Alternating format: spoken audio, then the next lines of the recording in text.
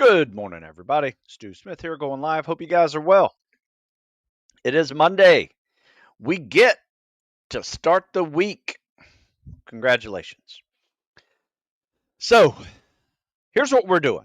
We got about a month left of summer. Many of you have gone back to school already. So, it's not quite fall yet. Maybe you're getting ready for the fall. Maybe you need a fall training program. Well, we're going to do this in a month. But that last month of summer, we are ramping it up as much as we can with more cardio. So, what does that mean?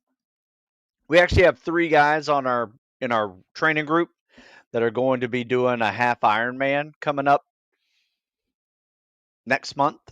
So, everybody else in the group, we are kind of supporting that, and doing so, we are ramping up our own cardio training. So, we're running more, we're swimming more this last month. But if you can't run more, you can hop on the bike, and instead of getting all that impact mileage in, you're going to get some other form of cardio in the form of non-impact cardio. So that's our plan. We're finishing strong this summer with 4 solid weeks of increased cardio, increased reps of calisthenics. We'll probably throw in 1 lift week in there, kind of a deload week for everybody, the week before their triathlon. Then, when everybody comes back and we're done with the summer, right before we start the fall, we are going to try something new. And I'm testing it out. And this is what I do with my group. I test out new ideas, new training philosophies, new training processes. So, we're going to do a week of mobility day when they get back. So, that means instead of just one mobility day in the middle of the week, we're going to do something every day focused on mobility, flexibility, and we may break it up, in cardio. So it'll be 5 minutes of cardio followed by 5 minutes of stretching, foam rolling, massage tooling. We'll probably get in some actual lifts and calisthenics in there, but very low volume, just full range of motion, working through any aches and pains that summer mileage can typically put on you and summer high reps can put on you. And then the we're going to go into the fall after that week, and the fall is basically a transition from high mileage, high calisthenics cycle into a winter lift cycle. So we spend the next 12 weeks of fall focusing on decreasing our mileage and our reps and increasing the weight of the activities. So we are adding weight vests to our calisthenics. We are, decreasing the high reps. We're adding sandbags to our movements. Some of the runs turn into a ruck. So everything is starting to move towards that heavier lift cycle, shorter mileage, not completely gone with the mileage. I would say we probably drop our mileage in the winter to anywhere between 10 and 20. Usually, most people are hanging out around 15, primarily just to stay warm because we lift outside during those times. So, anyway, that's our plan. And I'm excited to do it because I always get ideas to write about and come up with new ideas for coaching, and whether that is mobility or running or bike run combinations, those are always fun. Um, Swim bike combinations, those are always fun. So, yeah, send me some questions. Let me know what you got, and we'll take some questions here today. Monday and Tuesday, I do these live Q&As. Start off with a little segment of a topic while you guys congregate, and then after you guys hop on here, we start taking questions, and I'll start giving answers. Now, I also did one this weekend. I don't know if you guys saw it.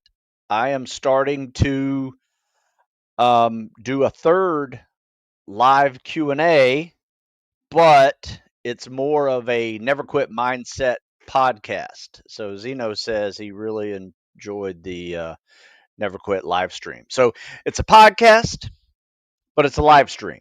So it's kind of a blended thing where I'll probably talk for 15, 20 minutes about someone who has a never quit mindset and how that changed the way we do things or how it changed other people's lives for the better. And this last week, we talked about Cliff Young. I don't know if you've heard about him. If you haven't, check out that podcast because it's a really good one. Short story about Australian endurance runner that turned at 61 years old, turned the running world upside down and created a whole new strategy for running endurance races. Got to check that out. It's really neat. In fact, there's a movie that you can get on Prime called Cliffy. His name is Cliff Young, and it's Cliffy. It's not that great of a movie, but it's cute. You know, it's, potato farmer, cattle rancher, sheep herder, just runs all the time, and wound up running from Sydney to Melbourne or Melbourne to Sydney. Can't remember, but it was 544 miles. He did that. The record, previous record was like a week long. He did it in 5 days. So he crushed the record by 2 days with his strategy of just not sleeping as much as everybody else. Everybody else was on an 18-hour, 6-hour sleep program, and he just ran through the night and just kept crushing it. So yeah, it's a really it's a neat story. I think you'll like it. I featured it in the Never Quit Mindset, as one of many people who has inspired me over the years, and inspired a country and a generation of runners for sure to uh, to keep make changes, keep moving. In fact, the saying was start running, keep running, and don't stop until the finish line, and then do it again.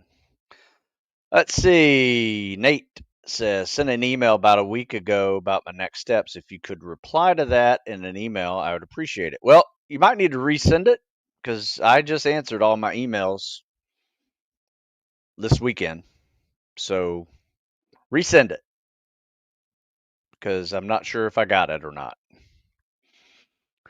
Let's see. Got some questions over here on the YouTube. Stu, how often do you have your guys train weighted burpees, dummy drags, weighted pull-ups? My agency's tactical teams selection, PST involves all of those. I want to do well. Any advice? We don't do a lot of weighted burpees, but everything else we do. We do dummy drags, fireman carries, sled pulls, weighted pull-ups, weighted dips, those type of things. We do burpees sometimes, but it's not like a staple part of the workout. It's just one of those things that when we want something to suck a little more, we'll do burpees instead of push-ups. But yeah, we definitely do most of those. My advice is add them. My advice is, have a day where you're doing weighted burpees and pull-ups. Here's a great little workout. We call it kind of simulates an obstacle course if you think about it. So you're going to do a pull-up and you're going to run like 50 yards fast, or you can bear crawl it, you can lunge it, you can do different travel exercises to and from the burpee and the pull-up area. So we do it this way. If you don't have a big area, just go back and forth and do your burpees in front of the pull-up bar. We have this big field, so we do a pull-up, we run 50 yards, do a burpee, come back, 2 pull-ups, run 50 yards, do a burpee, run back, 3 pull-ups, 3, 4, 4, 5, 5, 6, 6, all the way up to 20 plus. And that's a good workout. If you have weights on, we've never done it with a weight vest, to be honest. Would be a little harder. Maybe go 1 to 10, back to 1. That'd be 100 burpees and 100 pull-ups in a workout, plus 19 travels of 50 yards in between. I think that'd be good. And you can have a dummy in there in the middle, drag it, back and forth. Don't have to do it every time, but maybe on the odd sets or the even sets. So that's how I would set it up. And it's just one of those workouts that's going to take you 45, 60 minutes to get it done, and you grind it out. That's how I do it. For older SOAS candidates, what's the age limit you've seen, and what sort of elite background PST scores would you need to be competitive in the SOAS? Nothing changes because your age. All the standards are pretty similar. To be competitive, you need sub 9 run, sub 9 swim, closer to 8. I usually try to get guys sub 8 on those swims, or at least below 8:30. And if they can get their runs closer to 8:30, that's even better. But then the same thing, 80 to 100 push-ups, sit-ups, and 20 on the pull-ups. Upper range age limit? I know there have been guys over 30 go. But I think this year alone, there were a couple of guys that were 28, 29 that were there. Stu, do you recommend CrossFit as a preparation for special units? No, I do not. In fact, I've written an article about it. Go check it out. If you like CrossFit, go do it. Use it as your warm up, then go do real workouts that actually specifically prepare you for special ops. That means running, rucking, swimming, things like that. So, how's that for an answer?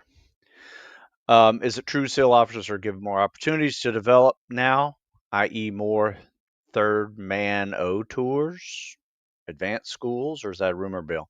I've heard it too. I mean,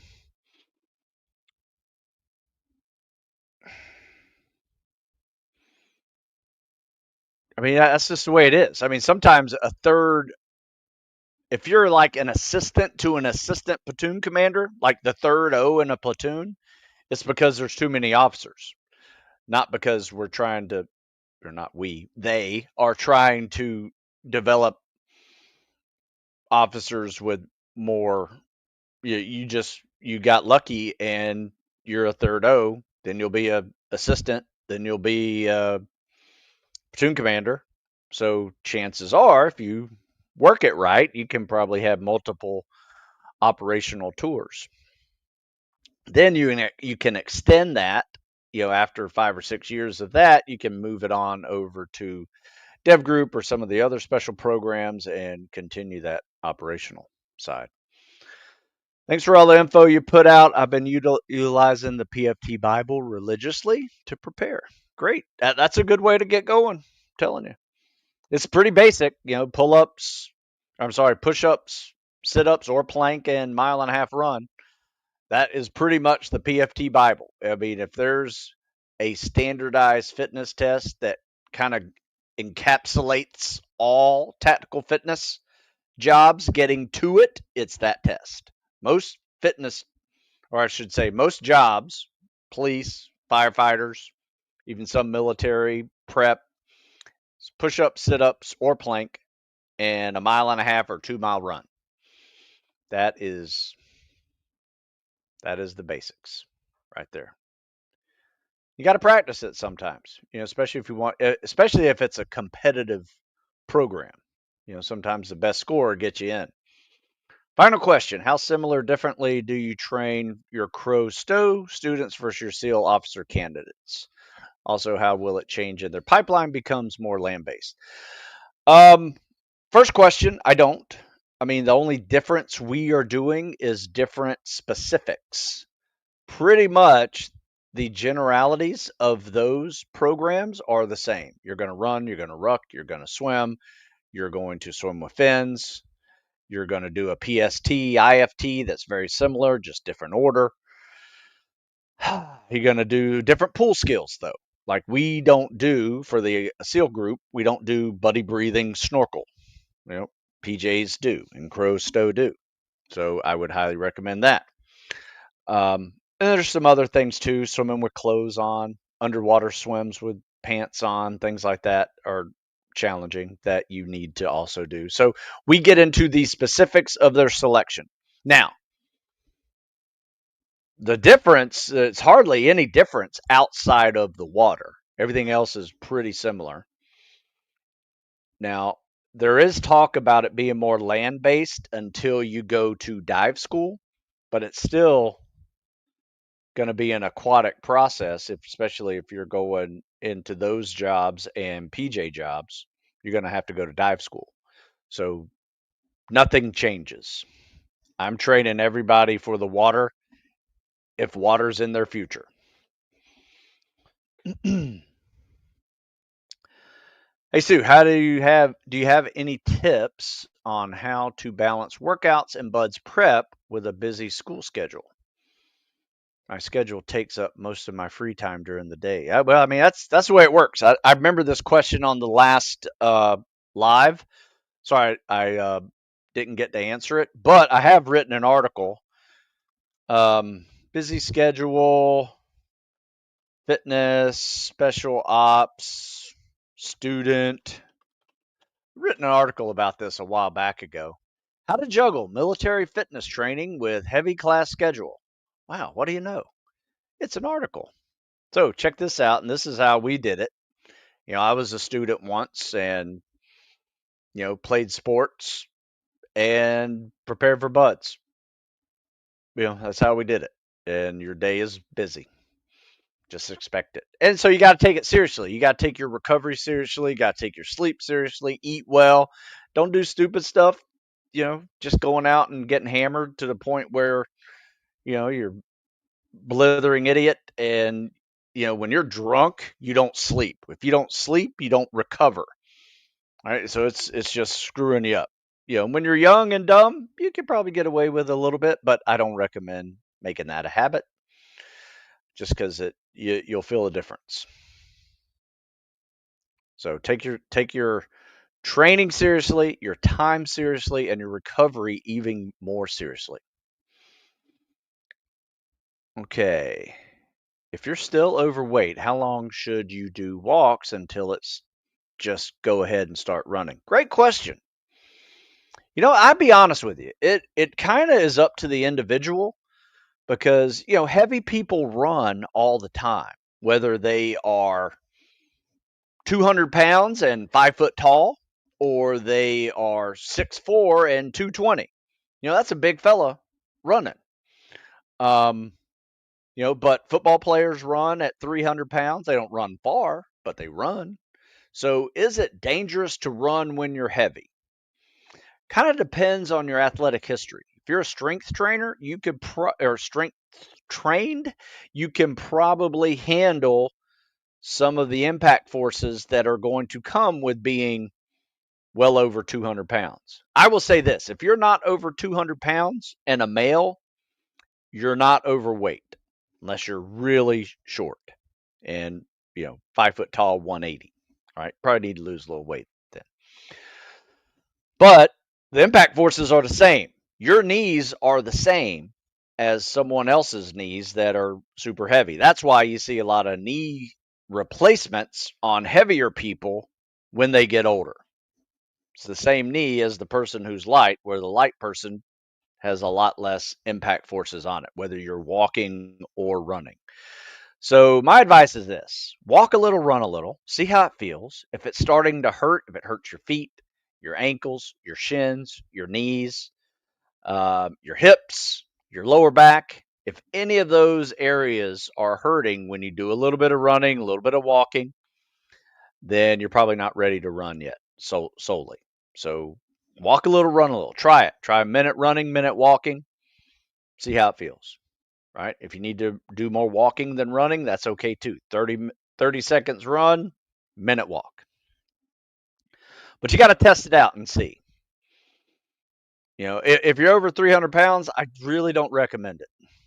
The human knee is tough. So I would do most of my cardio on non-impact machines. So you're doing elliptical, you're biking, you're rowing, you're swimming more, but you're running less or just walking. Because you got to think about it, man. If you're 50 pounds overweight, you're carrying a backpack on your back. All right. You don't want to run a lot when you got a backpack. You can shuffle, short stride shuffle, do the old Cliffy shuffle. If you listen to the Never Quit Mindset show the other day, you'll hear about the Cliff Young shuffle. Kind of cool. So yeah, short stride shuffles. Very helpful. Good question. I might have to turn that into a more specifically described process in an article. So thank you for that, DC. You have a minimum amount of push-ups and pull-ups you should do in a day. I do 150 pull-ups, grease in the groove. Well, that's too much. I think if you're doing that every day, I don't think that's healthy. Pull-ups are the heavy weightlifting exercise of calisthenics. I would put dips in there as well. Push-ups, not so much. It's about 40% of your body weight that you're pushing. You probably get away with daily push-ups of low reps. But if you're doing it every other day, I'm all in. 150 pull-ups in a workout day is not too much. If you're doing it day after day after day, I would stop and go every other day. And then do leg days in between, man. Don't skip leg days. Throw a mobility day in there. Throw some cardio in there. But last thing you need to do is 150, 200 pull-ups a day. Same for push-ups. You don't need to do 200, 300, 400 push-ups a day like a lot of people do. You're just asking for tendonitis in your joints, usually your elbows and shoulders, and usually negative gains as well. So, are there any tips for water competency during phase 2 buds or USNA junior year screener? Or is it just if you can do it, you can do it type of situation? Nah, yeah, there's tips. We practice them all the time. There's a reason why I put the word specific in the subtitle of this program. Prep for specific events. If there's water competency tests such as treading with fins and weight, or ditch and dons and underwater swims and snorkel buddy breathing, whatever it is, yes, we practice it for months. I got kids that are taking that screener next year that are sophomores practicing now. That's how you do it. There's not something you just do first time when you show up. That's a really poor way to prepare. Bjorn, never apologize for asking questions, Bjorn. If you're asking too many, I will ignore you. How's that for a deal? But you're not asking any. I think you asked this question last time and I answered it. Apologize for another question. What's the most impressive SEAL officer or any officer you knew, well trained, worked for? What impressed you the most about them? What did we learn from them? Yeah, I answered that last time. You might not have been there to hear it, but you can find it on the previous live Q&As. Going Swick, PST times, 910, 92, 101 sit-ups, 22 pull-ups, 859 swim. Excellent. Great job. Oh, 859 runs, probably what you meant. Hitting a wall with the swim at 250. Not understanding what you're saying. 910 is pretty good on the swim. I really need to push hard the last 250 to get that 905, 910. Focus more on 100, 200 yard swims or with less rest. Yeah, I would agree with that. Instead of doing 50-50s, maybe do 100-100s. A workout we like to do is when you're stuck at that point where the back half of a 500 is kind of a little bit of a gut check, is we do 5 300s. And our goal for those 5 300s are 5 minutes to 5:20. All right, if you do the math on that, 5 minutes is 300 seconds, 300 yards in 300 seconds. It's a yard per second. That's why I try to get everybody to. So I try to get everybody to an 820. It's just a great above average score that I think everybody can get to if they learn how to pace themselves at that yard per second pace. You do the same thing with fins, you'll be in good stead with 2 mile ocean swims when you get there. So muscle memory that pace. So my advice is yes, do 100 hundreds, do the 300 times 5 workout each week, and you'll get better. It doesn't take long. As long as you are this. Now, here's the deal. As long as you're efficient in that swim, send me a video of you swimming 50 yards, and I can tell you if you're just wasting your energy because you're flutter kicking the whole time, or you're doing something wrong that could be a little more efficient with your glide. Maybe you're acting more like a plow instead of a torpedo. That matters too. So send it. Maybe I can help you work on the technique, and then just with technique and practice alone, you're down to 810, in a month, which I have seen happen countless times once they learned how to do it properly and then got into that swimming shape because they are now more efficient with it. They can last a little bit longer with that pace. That's how we teach it. Looks like I've answered all the questions.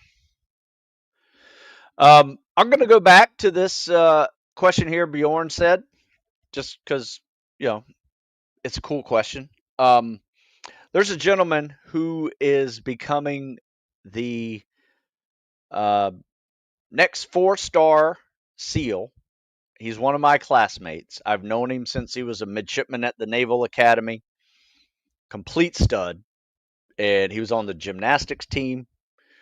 His name's Mitch Bradley, and he will be the next the guy who runs SOCOM. Right now, he's in charge of JSOC as a 3-star. He's putting on his 4-star, going to be SOCOM next month. He gets he has his change of command ceremony, and it's his 4-star, which is really impressive. And let me tell you, he is, ever since I've known him, he has been that impressive.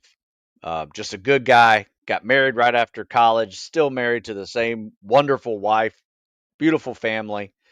35 years in the SEAL teams as of, well, not quite 34 years in the SEAL teams. He went to Buds in 91, so 34 years in the Navy. Just so impressive. I think he was ranked 7th in our class, so he's smart. Morally, does the right things, physically strong. I think he did like 72 pull-ups on the PST when he was a junior or senior at the Naval Academy. That was impressive just to watch someone up there doing that. You were pretty proud of your 20, and then he hops up there and he's in his 50s on before he even takes a breather. So yeah, it was impressive. Went to Buds, did well at Buds. I can't remember if he was honor man or not, but he was up there if he wasn't, and then just continued to do great things. I remember before 9/11, he was studying to become an astronaut. 9/11 happened. He happened to be at Dev Group, stayed at Dev Group forever, wound up being the CEO of Dev Group. I think he was the CEO of Dev Group whenever they got Bin Laden. So, I mean, just did everything right, and everybody loves him. So, there you go. Mitch Bradley, next SOCOM Admiral. And I think if you knew him, you would agree with me. If you use a treadmill on a day, would using a 1% incline and a 540-ish pace better simulate an outdoor 6-minute pace? Treadmills always seem much easier. I hate treadmills. I find them harder, be quite honest with you, and I don't know why. Maybe it's a balance thing. I don't like feeling like my feet are being tugged out from under me. Be honest with you, I'm not a good one to answer that because I will only run a treadmill if there's ice or pollution in the air and I can't run outside. That's about the two reasons for me to use a treadmill is ice on the ground where I normally run or polluted air, which sometimes happens, when there's forest fires nearby or high humidity and just the city's, you know, whatever carbon monoxide is too big, it hasn't blown away. All right, 6'3", 262. Have always lifted, working on getting weight down so I can actually get miles in. Yeah, I mean, I think it's a little heavy, but I don't think it's too heavy. I've seen guys your size run, but my advice would be this: treat it like a triathlete does. Because I did this when I was a big guy trying to become a spec ops candidate. Is 2/3 of my cardio was non-impact cardio, 1/3 was running. If you do that and you have 100% of cardio, but 2/3 of it is non-impact cardio, that's the way to roll. So your workouts, let's say you're going for an hour workout, you got 20-minute bike, you got 20-minute swim or elliptical if you don't like to swim, and you run for 20 minutes. There you go. That's what I would do. And if it hurts to run, just walk. Greg says, "Thank you, Stu. Jeff Nichols also been helping me a lot. Any podcasts coming with you two soon again?" No, I got to get in touch with Jeff. I know he's been busy with his move. I think he and his wife moved down to Alabama. I've also been busy with some projects I've been working on, and it's been difficult for me to sit in the office for an hour and get that done because my project is out of the office. But yeah, we'll try to match schedules here again. I need to catch up with him anyway, so stand by. Question. Not sure if you know. Do you know if HR selection has a swim component? I will double check. We've had a couple of guys go through that and make it. And as a lot of land stuff, I think there's a little bit of swim component. Not a whole lot. Usually tread, drown proofing, but most of it's on land.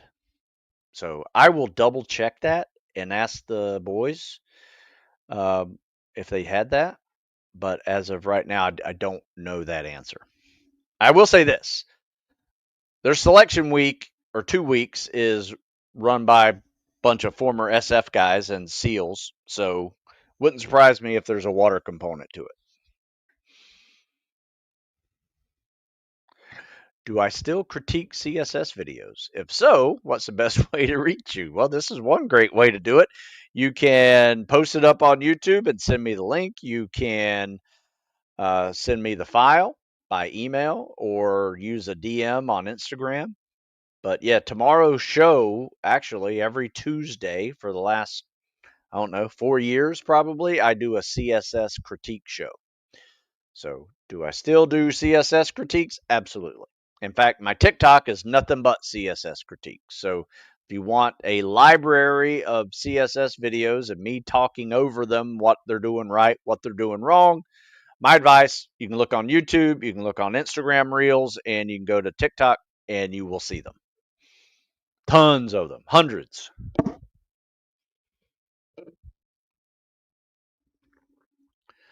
Let's see. Stu, I have a consistent iliacus psoas discomfort. I'm sitting down all day on my job. Any stretching tips? Yes. Don't sit down all day. Set an alarm. I set an alarm. I have a 45-minute timer. Every 45 minutes, my timer goes off, beeps a couple times. I stand up. I do a couple squats. I do some walking lunges upstairs. So I'll just skip 3 steps, get a big stretch in there, almost like I'm doing a lizard pose, get a little twist, do the next one, little twist. That helps a lot, especially when you have 56-year-old hips and you've been getting after it for 43 years. So highly recommend setting a timer and do not do it. Drink a lot of water all day. And you'll have to get up and pee every hour or so, right? DC says he got one of those walking pads, so I didn't sit at a desk all day as well. Yeah, you know what? I'm sitting down right now, but this is one of those adjustable desks. So what I tend to do if I'm going to be at my office all day is um, I will sit in the morning, get my creative stuff done because it's hard for me to type creatively standing up. Not sure why that is. I've tried it. It just feels weird. Um, but I do all my administrative stuff in the afternoon, and I'll lift my desk up and stand up and do that. So yeah, get one of those adjustable things. Mine is called. I'm trying to see who made mine. Can't see a thing, but anyway, I went to Office Depot, bought it. I think it was like $80 on sale, and it's adjustable. Put your computer screens on it, your computer down here, wires go to it. Got to get little extra long wires, make sure they stretch that far, or you can put your computer on your desk next to it. Not a problem there. Um, yeah, that's what I do. But yeah, having a walking pad under it, that'd be really cool too. I have this little massage pad for mine where it's got these little balls on it that's, embedded into it, and I can massage my feet while I'm standing. Mm, that's some life changing stuff right there. But yeah, you got to get up. Period. That's my tips. Yeah, and check out the basketball court yoga video. Never quit stretching video if you want to work on some stretches. I also have some free PDF stretches out there too. If you Google, what is it? Stretching PDF Stu Smith, you'll probably find it. I think it's called static stretches.pdf, but it's on my stewsmith.com server. So stewsmith.com/static stretches, both S's are capitalized .pdf, bunch of stretches in there that can help you. But you got to get up every hour to do it. In fact, there's a study they did that every 45 minutes, that's why I set it for 45 minutes, is every 45 minutes, if you do 10 squats every 45 minutes all day long, it's equivalent to like a 30-minute walk, as far as blood sugar numbers are concerned. So that's something as well. All right. Looks like I've answered all the questions here. Yeah, but you definitely, if your hips are bothering you, and lower back, you definitely want to start doing mobility days. They will be life changing for you, Alex. Promise. In fact, all of my programs that I have updated and rewritten for the last 10 years have mobility days in them. I started it in this one, the 40 and over program. I created this program when I was 45, and I just created Mobility Day. Mobility Day is 5 minutes of non impact cardio, 5 minutes of stretching, foam rolling. I tend to break up my body every 5 minutes. So I'll do knees to ankles for the first five, knees to hips for the second five, hips and lower back again, your spot for a third set. And then my fourth set is rest of my core and shoulders. And then fifth set is elbows, arms, chest, shoulders, all that. So I just work myself up the body, and it absolutely life changing, especially for me as an older guy. But all the younger guys are seeing benefits from it as well because they're tight when they try to swim, when they try to run, opens up their range of motion for deep squats and lunges and treading and streamlining their shoulders. Um, hips, knees, and ankles need to be loose whenever you are, especially trying to do the egg beater. So definitely want to not neglect mobility day. In fact, I have an article called, just like you don't want to skip leg day, it's called Don't Skip Mobility Day. And I mean it. You can't do it. If you don't want to add it as a standalone workout, do it somewhere in your week, whether that's a second workout of the day or something else, or even just 10 minutes a day. But I do it as a standalone workout in the middle of the week, and it makes the rest of the week so much better. Let's see. Picking up a lot of tips with the 2-3-1-3 cardio. I definitely implement that in the PFT Bible. Thanks again. 2-3-1. I'm trying to figure out what that is. Explain that a little bit better there, DC. My brain's not quite grasping that abbreviation. In your Army program, when you have 900-meter runs between sets, I don't think I have 900-meter runs in between sets. This one, Army program, or this one? Can we do 5 minutes of non-impact cardio, or just do the cardio separately altogether at different times a day? I think you meant 800-meter runs, because I usually do 400 and 800. That's basically a quarter mile and a half mile. So yes, you can do one of two things. If I have an 800-meter run thrown in a workout, it's kind of a rest set. Sometimes it's a goal pace set, so it's not a rest set. So it's an active rest, or it's a goal pace to learn that pace, even though your legs are tired from doing squats and lunges. However, if you want to not run, 5 minutes of biking or elliptical, absolutely works great. And then you could do this. You could do all the lifting or the calisthenics all in a little circuit, stretch in between, instead of running in between. And then on the back end, you can do the runs later. Absolutely. The goal is to get that column done in a day. Doesn't have to be the same session. It can be a separate session. You just want to get that done. Oh, DC, 2/3 non-impact, 1/3 impact. Yes. Yeah, that works really well. Yeah, somebody says it's 400 in the Army Spec Ops Green Book. Yeah. Yeah, I have 400s and 800s in there. Sometimes I have mile repeats, which that's a tough one as well. So I usually do this. If it's a half mile, like an 800, it's 5 minutes of non-impact cardio. If it's a mile, it's 10 minutes of non-impact cardio.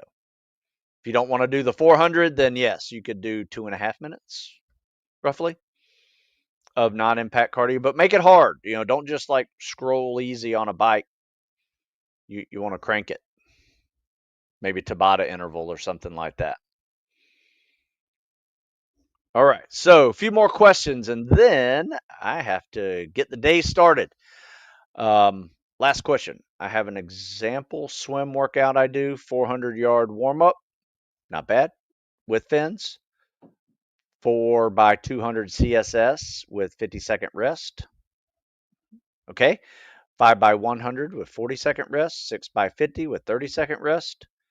500-yard CSS with fins, cool down. Wasted volume.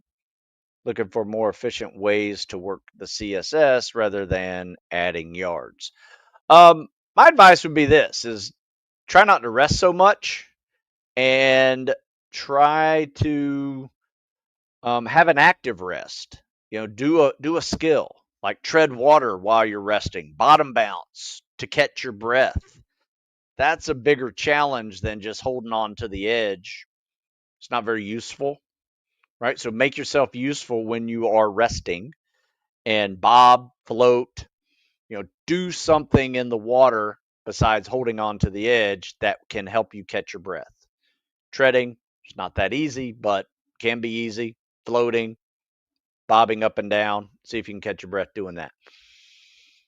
And if you really want to mix in some fin work, we usually just mix in fin work on leg days. So like if you had this program here, you will see leg days when you do squats and lunges and things like that.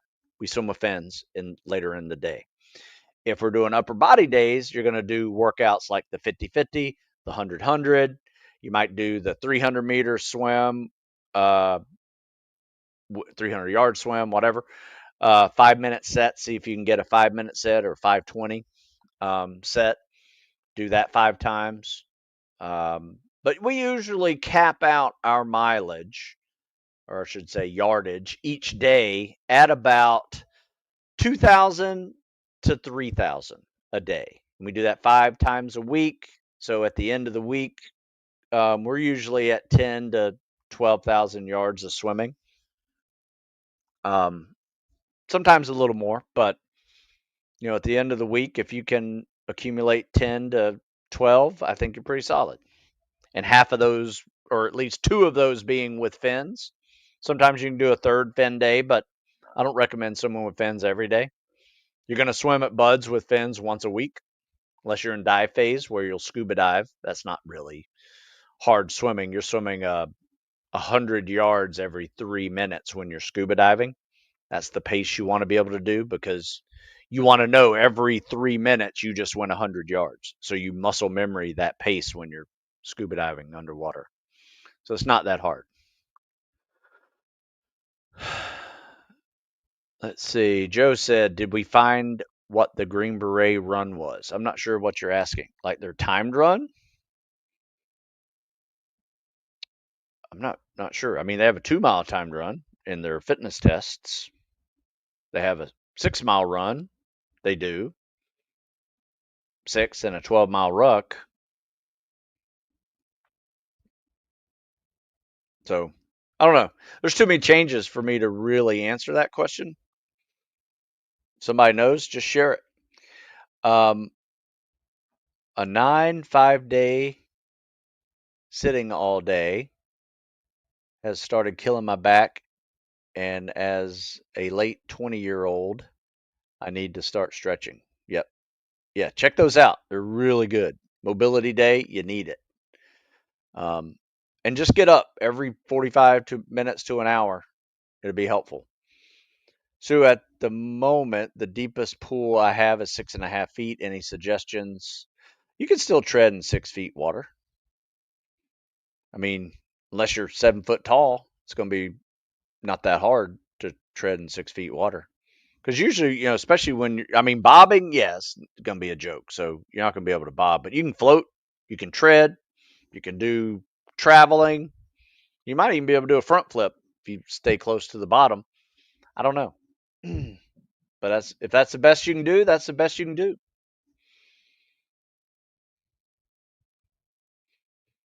All right, looks like I got all those over on Instagram.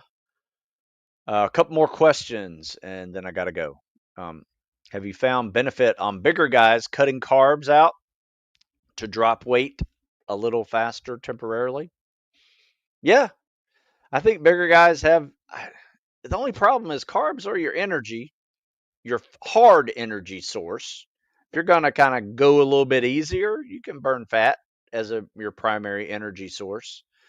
But I just found that cutting any macronutrient hasn't been helpful for me. Reducing my total calories has been helpful for me as a coach to others and as me personally.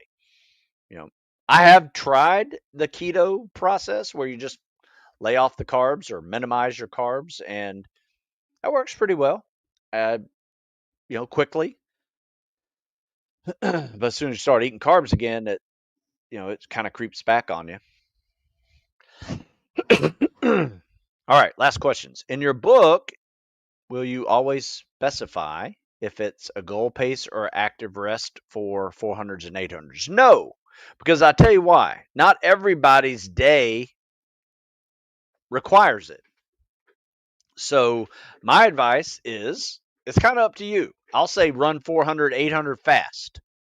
That can be faster than goal pace. That can be goal pace. I will often say goal pace if I want you to run it at goal pace. But often, some people say, you know what? There's no way I can do goal pace right now. It's just I'm not in shape to do it after doing squats and lunges and burpees and pull-ups and whatever that you're doing in between those sets. So they just run and they time it and they assess it and like, hey, I ran an 800 and 315. It's not bad for now.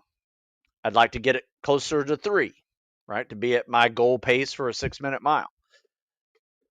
Every workout is an assessment of where you are. So I might say timed. That means time it and assess it and see where you are on your watch. Don't just run blindly and say, okay, I did 800. At least I know how far I ran. I just don't know how fast I ran. If you do an 800 in 7 minutes, that's pretty slow,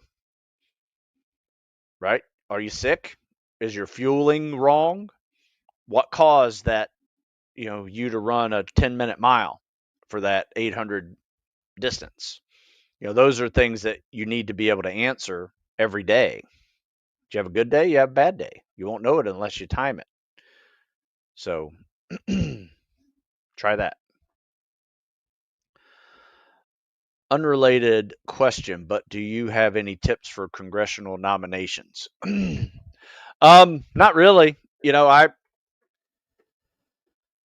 It's a process, to get into service academies that you have to do. Um, Practice your interviews. Talk to if you're trying to get to the Naval Academy, talk to your blue and gold officer. They'll help you prepare for that. Um, if you're a recruited athlete, sometimes that's a little bit easier process. You might be able to get an alternate nomination and still get in because you're a recruited athlete. I'm not sure if they do that anymore. That's how they did it when I was going through the process. Um, but get your stuff in early. When it says due date is September 30th, get that thing in there 1st of September. Be the first one in. That's probably the biggest advice I have for you. Just be squared away that you're not, like cramming it in there at midnight on the 30th.